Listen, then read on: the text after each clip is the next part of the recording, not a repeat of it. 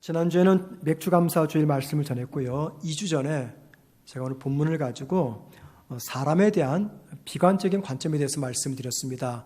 오늘 본문은 사람에 대해서 비관적인 관점과 낙관적 관점 두 가지를 가지고 있다 말씀드렸어요. 지난번에는 비관적 관점 말씀드릴 때 사람은 허물과 죄로 영적으로 죽은 존재다라고 말씀을 드렸습니다. 영적 사망의 원인 바로 허물과 죄입니다. 그 허물과 죄란 무엇입니까? 하나님과의 단절된 관계라 그랬습니다. 하나님과 단절되면 누구를 막론하고 영적으로 죽은 사람이다. 이것이 오늘 본문에서 설명하는 사람에 대한 비관적 관점입니다. 바울은 계속해서 4절부터 사람에 대한 낙관적인 이야기를 합니다. 특별히 여러분, 성경에서 사람에 대해서 묘사를 많이 하는데 가장 영광스럽고 가장 찬란하게 사람을 묘사하는 말씀이 오늘 본문 4절과 10절입니다. 4절과 10절만큼 사람에 대해서 이렇게 긍정적으로 낙관적으로 말씀하는 본문이 있을까 생각이 들 정도입니다. 자, 4절과 10절에서는요, 세 가지 관점에서 인류를 참 영광스럽게 또 낙관적으로 묘사합니다. 먼저 사람은 허물로 죽었는데 다시 살아났다라고 이야기합니다. 여기 5절 말씀 보십시오.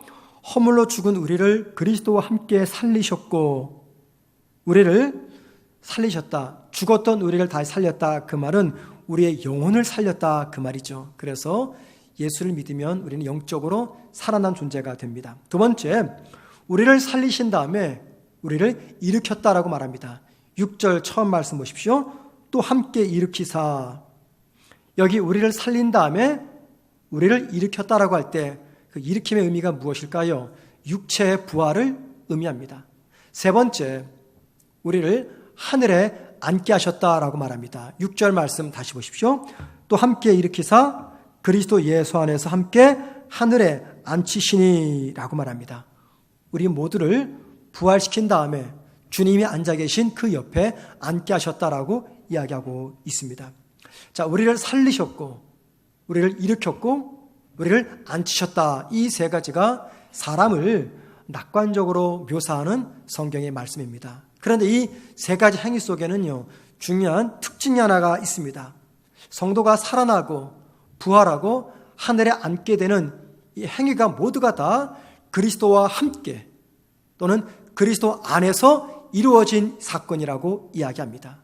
바울이 무엇을 말씀하고 싶어서 그리스도와 함께라는 말을 쓰고 있는 것입니까? 그것은 성도가 그리스도와 함께 연합된 자가 되었다라는 것을 이야기합니다. 그러니까 저와 여러분은 우리 주님과 한 몸 연합이 되었어요. 오늘 본문은 아니지만 이미 앞서 보았던 에베소서 1장 20절 말씀을 보시면 이런 말합니다. 그의 능력이 그리스도 안에서 역사하사 죽은 자들 가운데서 다시 살리시고 하늘에서 자기의 오른편에 앉히사. 이 말씀 보면 살리시고 앉혔다라는 두 가지 표현이 나오죠. 이게 우리가 방금 전에 보았던 우리에게 해당되는 말씀 아닙니까? 오늘 본문 2장 4절과 6절에서 하나님은 우리를 살리셨고 우리를 일으켰고 우리를 하늘에 앉게 하셨어요. 그런데 바로 그 말씀하기 전에 누구 이야기하는 겁니까? 주님에 관한 이야기를 하는 거예요. 하나님의 능력으로 예수님을 죽은 자 가운데서 살렸고 그 주님을 하나님 오른편에 앉게 하셨다라고 말씀하신 다음에 역시 우리도 그와 같은 은혜를 입었다 말씀하죠. 근데 우리가 입은 은혜가 다 누구 안에서라고요? 그리스도 안에 은혜 안에서. 자, 그러니까는 주님께서 받으셨던 은혜를 우리가 지금 누리고 있는 겁니다. 여러분, 하나님이 주님을 부활시킨 다음에 하나님 오른편에 앉게 하셨어요. 그리고 뭐 하셨습니까? 에베소 1장 21절에서는요. 하늘에 앉으신 주님께 만물을 다스리는 통치권을 주셨어요. 그러니까 우리 주님을 만물의 왕으로 세우신 겁니다. 따라서 그 주님과 함께 살아났고 부활하고 하늘에 앉은 저와 여러분에게도 우리 주님께서 하나님께 받으셨던 그 왕권을 우리 역시 받게 된다라는 의미에서 우리와 그리스도와의 연합의 관계를 계속해서 반복해서 이야기하고 있는 것입니다. 자, 우리는 여기서 뭘 느끼냐면 성경이 사람을 낙관적으로 묘사하면서 우리 성도에게 새로운 정체성을 부여해 주셨는데 그 정체성이 무엇이냐? 그것은 다름 아닌 왕 노릇하는 사람이라는 것입니다. 저와 여러분은 이 땅에서 주님과 함께 왕 노릇을 하게 됩니다. 바로 이것이 성도에게 주어진 새로운 정체성입니다.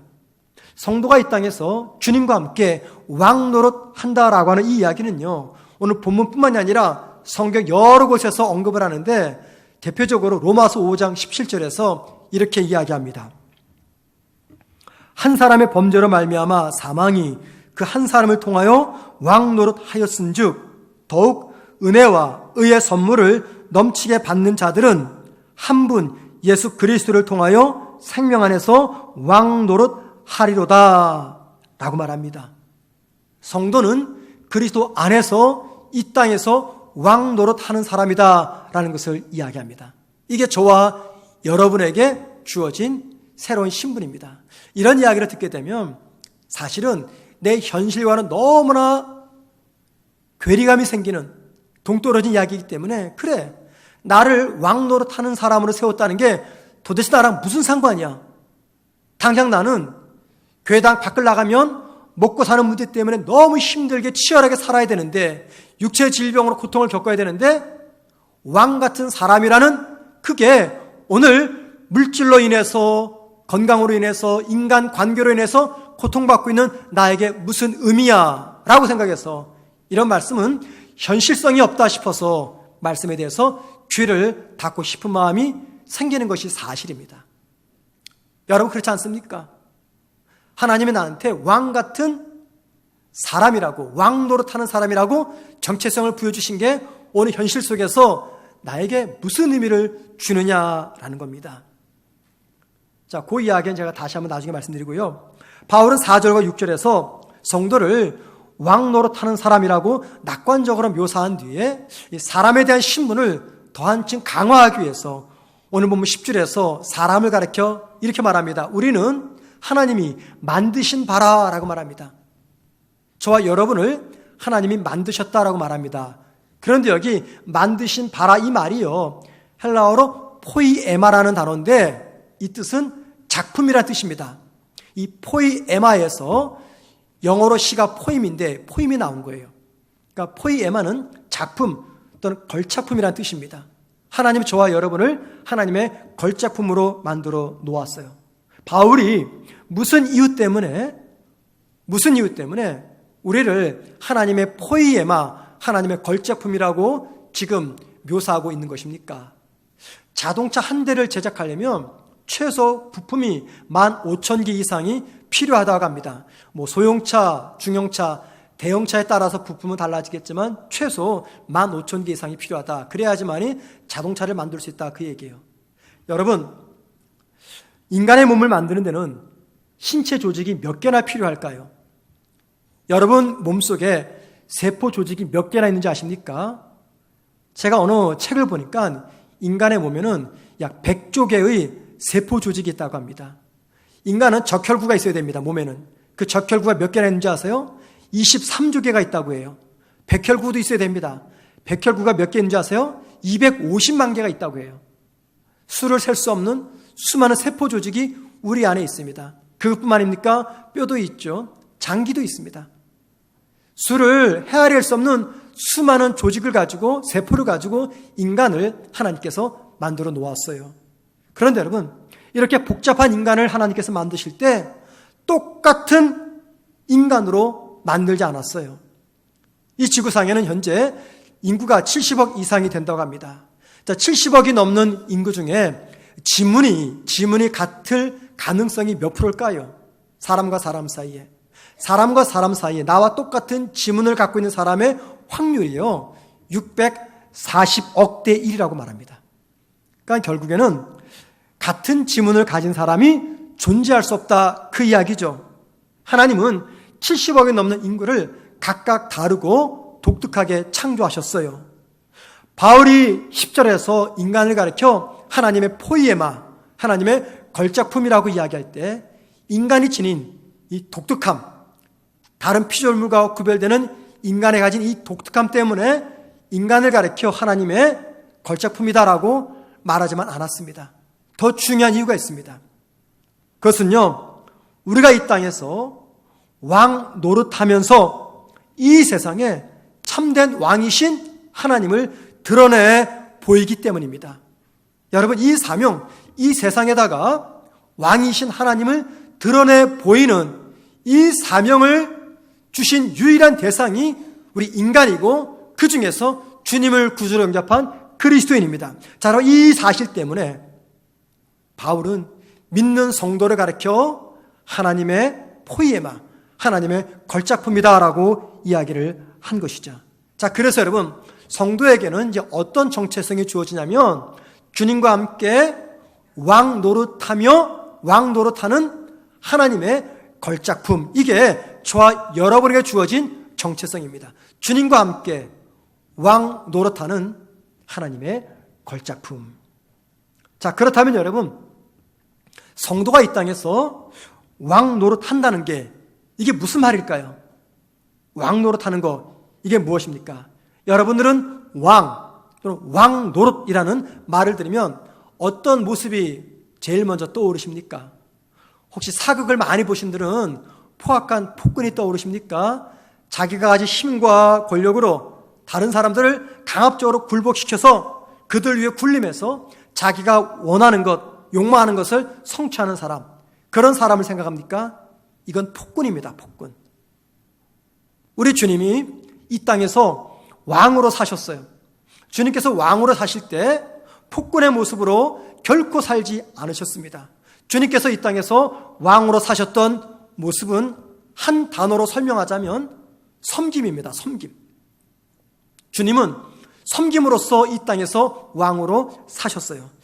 예수님께서 왕으로 사셨던, 섬김으로 왕으로 사신 가장 명확한 말씀을 보여주는 장면이 요한복음 13장에 기록되어 있습니다.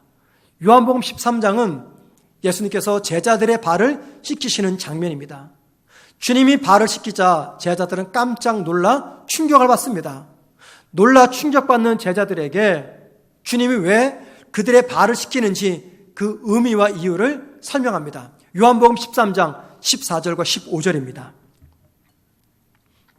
내가 주와 또는 선생이 되어 너희 발을 씻겼으니 너희도 서로 발을 씻어주는 것이 옳으니라. 내가 너희에게 행한 것 같이 너희도 행하게 하려 본을 보였노라. 여기 보세요. 내가 너희에게 행한 것 같이 뭘 행하셨어요? 발을 씻겨줬어요. 그것처럼 너희도 서로 그렇게 해라. 그러기 위해서 내가 너희들에게 본을 보였다라고 이야기합니다. 주님은 제자들에게 본을 보이기 위해서 제자들의 발을 씻겼습니다. 주님이 어떤 본을 보이기 위해서 발을 씻겼습니까? 굴림이 아닌 섬김의 본이었습니다. 섬김의 본. 섬김은 주님께서 이 땅에서 왕 노릇하신 모습입니다. 그리고 그 주님을 믿는 성도 역시 이 땅에서 왕 노릇하라는 사명을 받았는데 무엇으로 왕 노릇합니까? 다름 아닌 섬김으로 이 왕 노릇을 하는 겁니다. 여러분, 섬김과 가장 밀접한 단어가 무엇일까요? 예수님께서 제자들의 발을 씻긴 다음에 제자들에게 한 가지를 당부하셨어요. 서로 사랑해라. 요한복음 13장 34절입니다. 한번 보십니다. 새 계명을 너희에게 주노니 서로 사랑하라. 내가 너희를 사랑한 것 같이 너희도 서로 사랑하라. 여기 말씀 잘 보세요. 내가 너희를 사랑한 것 같이. 주님이 어떤 사랑을 보여주셨습니까? 방금 직전에 같은 요한복음 13장입니다. 지금 같은 사건입니다. 제자들의 발을 씻기는 사랑의 모습을 보여주었어요. 내가 너희들에게 발을 씻기며 사랑했듯이 너희도 그렇게 서로 사랑해라 말합니다. 우리는 여기서 뭘 보냐면 사랑을 위해서는 반드시 섬김이 필요하다라는 겁니다. 섬기지 않고 사랑한다는 것, 이건 가짜 사랑입니다. 자녀를 향한 부모의 사랑이든 혹은 배우자를 향한 사랑이든 혹은 국민을 위한 지도자의 사랑이든 그 사랑에는 반드시 섬김이 따라야 됩니다. 섬김을 제쳐놓은 사랑은 온전한 사랑이 될 수가 없습니다. 섬김이 없는 사람이 행하는 사랑은 참된 사랑이 아닙니다. 사람들 위해 군림하면서 자신이 가진 힘과 영향력으로 함부로 사람들을 대하면서 내가 사람을 섬기고 사람을 사랑한다라고 말할 수가 없습니다. 여러분, 사랑은 곧 섬김입니다. 성도의 섬김은 주님을 대신해서 이 땅에서 왕 노릇하는 모습입니다. 그리고 성도의 섬기는 왕 노릇 모습을 통해서 이 땅의 사람들은 참된 왕이신 우리 주님의 그 귀하신 사랑을 발견하게 되는 것입니다. 자, 그런데 문제는 뭐냐면 저와 여러분이 사랑으로 왕 노릇하기가 너무 힘들다는 겁니다. 여러분에게 한번 스스로 물어보십시오. 나는 사랑하기를 좋아합니까? 사랑받기를 좋아합니까? 나는 섬기는 것이 좋습니까? 섬김을 받는 게 좋습니까? 나는 인정받고 높아지는 게 좋습니까? 아니면 낮아지는 게 더 좋습니까? 모든 사람들에게는요, 사랑하는 것보다 사랑받는 것이 더 좋고요, 섬기는 것보다 섬김을 받는 게 더 좋고, 높은 자리에 서서 인정받는 것을 아래로 내려가는 것보다 더 좋아합니다. 그 이유는 사람들의 마음속에는 악한 죄성이 있기 때문입니다. 자, 그런데 이 악한 죄성을 뚫고 저와 여러분이 이 땅을 섬김으로 왕노릇 한다는 것은 결코 쉽지 않은 이야기입니다. 우리에게 이 악한 본능을 제어할 힘과 능력이 필요합니다. 그 힘과 능력이 어떻게 주어집니까? 예수님은 제자들에게 발을 씻기시는 이 사건, 그리고 내가 너희들을 사랑한 것처럼 너희도 사랑해라, 이 말씀을 하신 다음에 계속해서 요한복음 14장 12절에서 이렇게 말씀하십니다. 내가 진실로 진실로 너희에게 이르노니 나를 믿는 자는 내가 하는 일을 그도 할 것이요 또한 그보다 더 큰 일도 하리니. 여기 보세요. 내가 하는 일, 주님이 어떤 일 하셨습니까? 이 문맥상에서 요한복음 13장, 14장, 15장, 16장은요 다락방에서 일어나는 한 스토리입니다. 주님이 어떤 일 하셨어요? 제자들의 발을 씻겼잖아요. 그런데 주님 말씀하시기를 나를 믿으면 너희들은 나보다 더 큰 일을 할 수가 있다, 나보다 더 큰 사랑을 베풀 수 있다, 그 말입니다. 주님이 하신 일은요 제자들의 발을 씻기는 섬기는 왕노릇이었어요.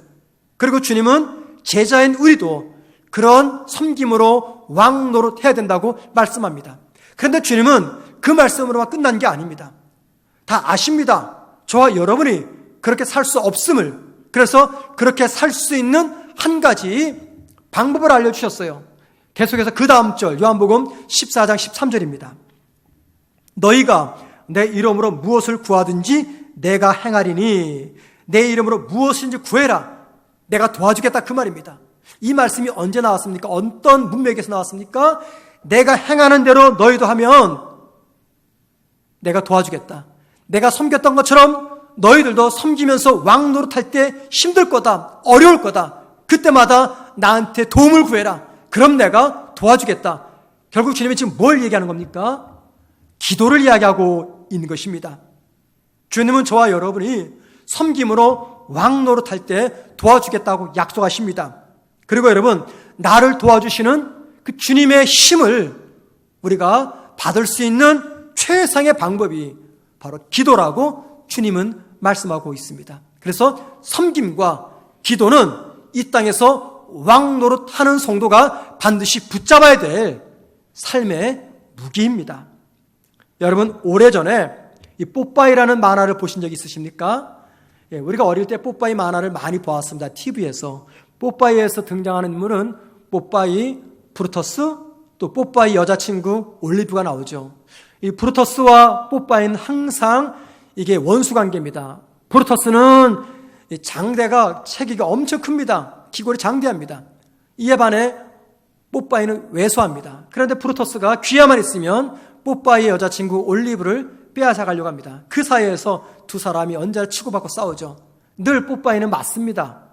체격이 왜소하니까. 그런데 여러분, 그렇게 두들겨 맞다가도 갑자기 뽀빠이가 뭘 먹습니까?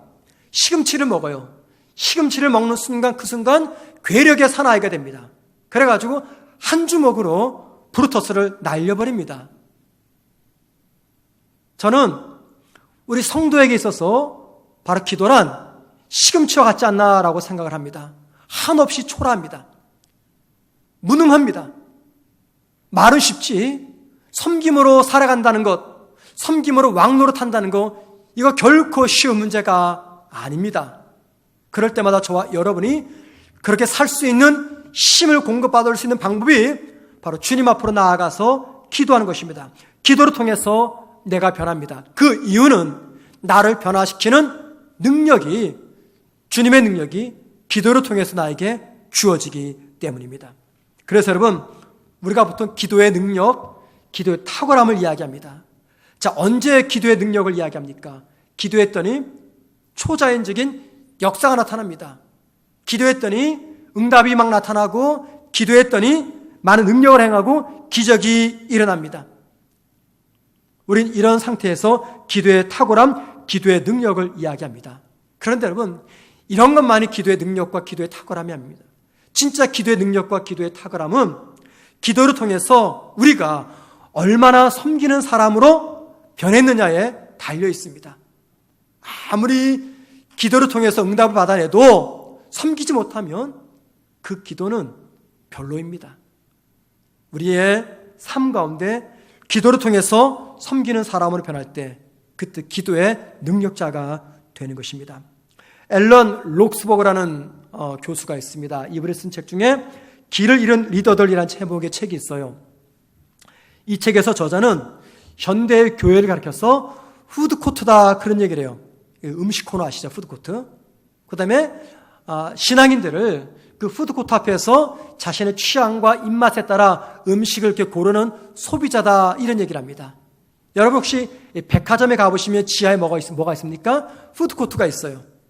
예. 수많은 음식들이 쫙 있습니다. 그러면은 손님들이 왔다 갔다 하면서 자기 입맛과 취향에 맞는 음식을 고르려고 막 눈을 돌립니다. 바로 그 장면이 오늘날 교회와 성도의 모습이다라고 얘기해요. 자, 그러면서 말하기를 과거 찬란했던 미국의 교회나 유럽의 교회들이 오늘날 텅텅 비었고 이제는 이 나라들이 선교를 받아야 될 선교 대상국이 된 이유는 다름 아닌 그 교회들이 푸드코트가 되었고 그 교회 성도들이 음식을 자신의 입맛에 따라 선택하는 소비자가 되었기 때문이다라고 이야기합니다. 교회는 성도들의 입맛에 맞추어서 여러 가지를 행합니다. 성도는 자기들의 입맛에 따라서 교회를 선택합니다. 자, 그러다 보면서 교회와 성도가 정말 중요한 본질을 놓치고 말았대요. 그게 뭐냐면 세상을 향한 희생과 섬김과 겸손이라고 이야기합니다. 온통 관심이 교회는 성도들의 입맛에 맞추려고 하고 성도는 자신의 입맛에 맞추어서 교회를 찾다 보니까 진짜 중요한 교회의 본질, 성도의 본질인 섬김으로 왕 노릇하는 것을 잊어버렸다 그 이야기를 합니다. 그런데 여러분, 이 이야기가 뭔 유럽의 이야기입니까? 아닙니다. 여러분, 오늘 우리의 이야기입니다. 우리 교회의 이야기입니다. 적어도 영국이나 유럽의 교회 역사는요 1000년이 넘어요. 영국은 교회 역사가 1500년입니다. 기독교 역사가. 우리 200년도 안 됐어요. 그런데도 한국 교회에 얼마나 많은 부작용이 나타나고 있습니까? 이 저자의 말에 의하면 이렇게 우리나라에 적용할 수가 있어요. 여러분 보세요. 한국의 많은 교회들이, 심지어 우리 교회도 예외는 아닐 겁니다, 푸드코트가 되어가고 있어요. 성도들의 입맛과 취향에 맞춰서 여러 가지 프로그램을 만들고 행사를 진행합니다. 우리 교회도 예외는 아닙니다. 그리고 성도들은 자신의 입맛에 맞는 교회를 찾기 위해서 오늘도 이 교회 저 교회 기웃거리면서 선택을 합니다. 구매자가 된 것이죠. 교회를 쇼핑합니다. 자, 그러는 가운데 교회와 성도가 정말 중요한 것을 놓치고 살아갑니다. 교회의 본질, 성도의 본질, 그게 무엇입니까? 섬김으로 이 땅에서 왕노릇하는 것입니다. 여기에는 관심이 없어요. 오직 내 입맛에 맞는 교회만 찾아 나서고, 교회는 성도들의 입맛에 맞는 교회가 되기 위해서 무던히 애쓰며 노력을 합니다. 그러는 가운데 주님께서 바라시는 섬김으로 왕 노릇하는 것을 우리는 잊어버리면서 살아갑니다. 자, 그런 우리들에게 독일의 본헤퍼 목사님의 이 말이 큰 도전이 됩니다. 본헤퍼 목사님은 감옥에서 책을 썼어요. 저항과 복종. 이 책에서 이런 말을 합니다. 교회는 타자를 위해서 존재할 때 비로소 교회가 된다. 교회는 타자를 위해서 존재할 때 비로소 교회가 된다. 이 말을 바꾸면 이런 말이죠. 성도가 타자를 위해서 존재할 때 비로소 성도가 된다. 그 말입니다. 여러분, 여기 본헤퍼 목사님 말하는 타자가 누굴까요? 그 타자가 누구인지 우리 주님의 말씀에서 답을 찾을 수가 있습니다. 요한복음 17장 18절에서 주님은 제자들에게 이렇게 말씀하십니다. 아버지께서 나를 세상에 보내신 것 같이 나도 그들을 세상에 보내었고, 하나님께서 주님을 세상으로 보냈어요. 그랬더니 주님이 제자들을 세상으로 보냅니다. 주님이 말씀하신 이 세상과 본헤퍼 목사님 말씀하신 타자는 같은 의미입니다. 자, 주님 말씀하신 세상이 어떤 곳이에요? 마귀의 권세 아래 있는 곳, 죄악이 가득 찬 곳, 이게 세상입니다. 그런데 주님은 죄가 가득한 곳, 마귀의 권세 아래 있는 이 세상으로 왜 성도들을 보내는 겁니까? 그 이유는요, 바로 이 세상이 하나님이 사랑하신 사랑의 대상이기 때문입니다.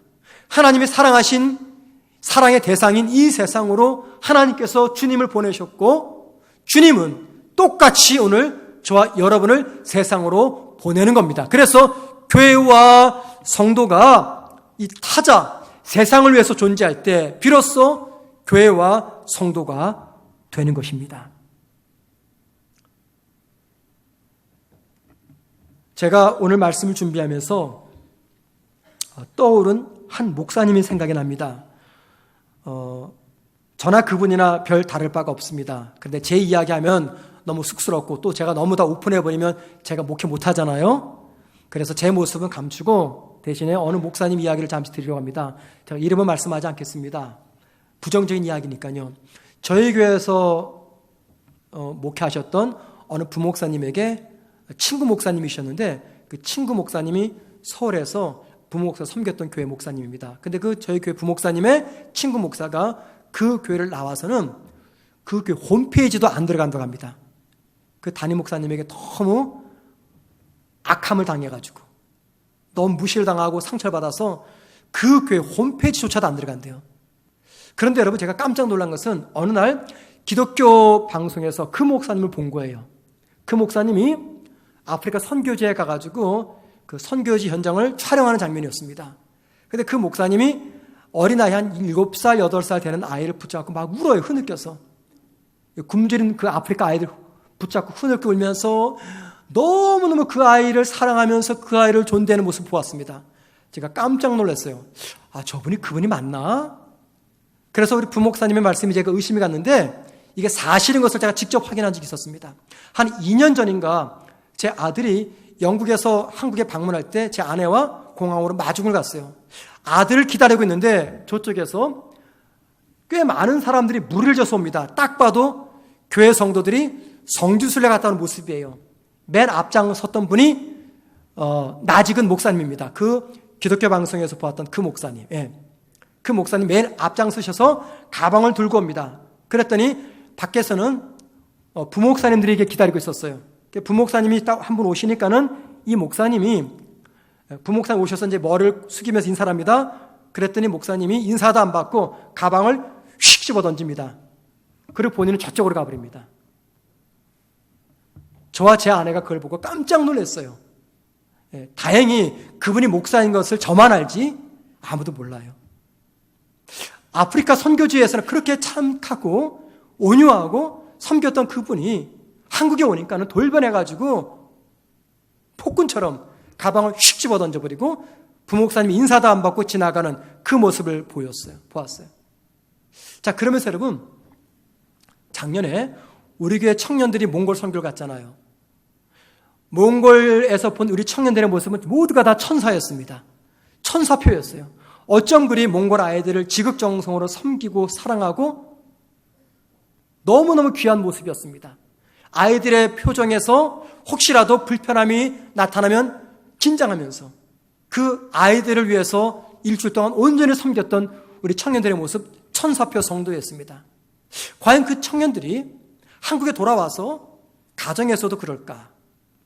직장에서도 그럴까? 교회에서도 그럴까? 분명히 우리 교회 청년들은 그러리라 믿습니다. 제가 그 장면을 보면서 무슨 생각을 했냐면, 우리 모두가 이 땅에서 섬기는 왕 노릇 하려면요, 먼저 나에게 있어서 선교지가 어딘가를 새롭게 정립해야 됩니다. 여러분, 조금 전에 말씀드린 그 목사님에게 선교지는 아프리카예요. 대한민국은 아닙니다. 이렇게 이혼화를 시키니까는 이런 문제가 발생하는 거예요. 여러분, 우리에게 선교지가 어디입니까? 아프리카입니까? 아닙니다. 믿는 성도에게 선교지는 가정입니다. 믿는 성도에게 선교지는 직장입니다. 믿는 학생에게 선교지는 학교입니다. 믿는 성도에게 선교지는 취미 공동체입니다. 바로 그것이 선교지예요. 그러면은 그것이 선교지라 생각을 해서 마치 아프리카에서 몽골에서 아이들에게 지극정성으로 섬기듯이 내가 있는 그곳에서 섬기는 왕 노릇을 하게 되면 여러분, 우리 주위가 어떤 모습으로 변하게 될까요? 만약에 믿는 사장님이 믿지 않는 직원들을 전도하고 싶어요. 의도는 굉장히 선합니다. 그런데 전도하는데 사장이라고 하는 힘과 위치와 영향력을 가지고 직원들에게 교회에 나갈 것을 억지로 강요하게 되면 그분들이 교회 나갈까요? 나갈까요? 의도는 좋지만 방법은 잘못됐죠. 믿는 시어머니에게 선교지는 어디입니까? 믿지 않는 며느리입니다. 시어머니라고 하는 위치의 힘을 이용해서 타 종교를 믿는 며느리에게 강제적으로 억압적으로 협박하면서 개종을 강조하거나 믿음 생활을 강조한다면 그 며느리가 주님을 섬길까요? 의도는 좋지만 방법이 잘못되었습니다. 며느리와 직원을 변화시키는 하나님의 능력이 부족해서가 아니라 그 크신 하나님의 능력을 이 사장님과 시어머니가 차단하고 있는 것입니다. 의도는 좋지만 방법이 잘못됐죠. 하나님께서 원하시는 방법이 어떤 방법입니까? 우리 주님께서 말씀하신 섬김으로 왕 노릇 하는 것입니다. 우리나라 시인 중에 정현종 시인이 있습니다. 이분이 쓴 시 중에 섬이라는 제목의 시가 있는데 굉장히 짧아요. 딱 2줄입니다. 내용이 이렇습니다. 사람들 사이에 섬이 있다. 그곳에 가고 싶다. 이게 끝입니다. 사람들 사이에 섬이 있다. 그 섬에 가고 싶다. 제가 이 짧은 시를 계속해서 생각하면서 이 시에서 저자가 뭘 알리기를 원했을까? 스스로 생각할 때 2가지인 것 같아요. 사람의 관계는 지옥 같은 관계가 있고요, 천국 같은 관계가 있다고 말한 것 같습니다. 그 사람과 함께하는 것이 너무 지옥 같아서 그 고통 때문에 그 사람과 나는 각각 오갈 수 있는 섬에 살고 있어요. 따로따로 떨어져가지고. 반대로 그 사람과 내가 함께하는 것이 너무 좋아가지고 그 사람 있는 섬으로 내가 빨리 가고 싶어 합니다. 여러분, 성도가 왕노릇하라고 보냄받은 이 세상에는 어떤 사람들이 있습니까? 여러분 주변에는 어떤 사람들이 있습니까? 제일 먼저 가족이 있죠. 부모님, 자녀, 형제, 친구, 회사 동료가 있습니다. 혹은 동창이 있습니다. 혹은 취미 동호회가 있고요, 이웃이 있습니다. 그리고 성도가 있습니다. 수많은 사람들과 우리는 하루에도 수없는 대화를 합니다. 그런데 수많은 대화를 하지만 때로는 서로가 서로에게 전하는 말이 도무지 이해할 수 없을 때가 있어요. 이해가 안 됩니다. 그 말을 알아듣지 못해서가 이해가 안 되는 것이 아니라 그 사람과 내 사이에는요, 마치 지옥 같은 고통스러운 관계가 형성되어 있기 때문에 서로는 쉴 수 없이 말하는데 그 상대방의 말이 내 귀에 들리지가 않습니다. 그 말을 못 알아들어 먹어서가 아니라 그 사람과 내 사이가 너무나 고통스러운 관계가 있다 보니까는 그 사람이 셀 수 없이 떠드는 말을 나는 도무지 이해할 수가 없습니다. 그런 관계에서는 절대 서로의 의사가 소통이 될 수가 없습니다. 여러분, 이 시가 뭘 말합니까? 서로에게 도달할 수 없는 존재, 서로가 서로에게 말로 상처 주고 행동으로 상처 줘서 마침내 도달할 수 없는 존재. 자, 그런데 그러면서도 마음 한켠에는 서로를 갈망하는 상태, 이게 바로 인간 사회, 섬이라고 이야기하고 있는 것입니다. 하나님은 바로 이런 상황 속에서 저와 여러분을 보내신 뒤 섬김으로 왕 노릇하라고 말씀합니다. 도무지 그 사람의 말이 무슨 말인지 이해가 안 되는 그 사람을 위해서 내가 섬기는 왕 노릇하라고 주님께서 말씀하고 있습니다. 그렇게 노력하고 기도할 때 주님은 저와 여러분이 그 능력을 감당할 수 있는 힘을 주시겠다고 약속을 하십니다. 제가 몇 주 전에 어느 교회 임직 예배를 참석을 했습니다. 장로님, 권사님, 집사님 임직을 받는 시간이었어요. 순서 중에 그 교회 여성도들 5분이 나와서 그 예배를 위해서 특송을 했습니다. 특송 때 불렀던 곡이 제목이 당신의 그 섬김이라는 제목의 찬양입니다. 그 찬양의 가사를 여러분 다 아실 거예요. 이렇죠. 당신의 그 섬김이 천국에서 해같이 빛나리. 당신의 그 겸손이, 믿음이, 충성이, 헌신이 하늘에서 해같이 빛나리. 그러면서 주님이 기억하시면 그곳으로 족합니다. 이런 찬양의 가사였어요. 왜 그 5분이 이 찬양을 불렀을까요? 적어도 그 시간 임직식을 하는 장로님, 권사님들, 집사님들이 이 찬양의 가사처럼 성도들 위해 군림하지 않고 겸손히 섬기며 헌신하며 충성하는 그런 직분자가 되기를 바라는 마음으로 이 찬양을 불렀을 겁니다. 그런데 여러분, 그 찬양은 임직받는 분들만을 위한 찬양이 아니라 그곳에 있는 모든 사람들을 위한 찬양이었어요.